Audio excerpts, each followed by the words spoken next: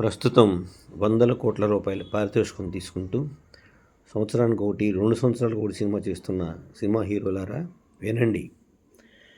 Megastar Chiranjeevi గారు 1980లోనే ఒక్క సంవత్సరం 14 సినిమాలు విడుదల చేశారు. 1 అగ్ని సంస్కారం, 2 కొత్తపేట రౌడీ, 3 చండీప్రియ, 4 ఆరణి మంటలు, 5 జాతర, 6 మోసగాడు, 7 పున్నమి నాగు, 8 నకిలీ మనిషి, 9 కాళీ, 10 తాతయ్య ప్రేమలు, 11 లవ్ ఇన్ సింగపూర్, 12 ప్రేమ తరంగాలు, 13 మొగుడు కావాలి, 14 రక్తబంధం.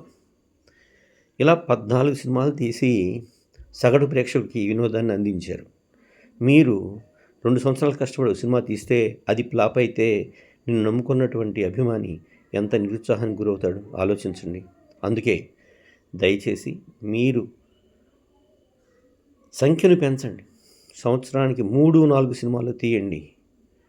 చిత్ర పరిశ్రమ బాగుంటుంది. సామాన్య ప్రజలు సినిమాకి వెళ్తారు. అలాగే సినిమా హాల్లో తినుబండారాల రేట్లు కూడా తగ్గించేందుకు మీరు కృషి చేయండి. అప్పుడే మీరు నిజమైన హీరోలు అవుతారు.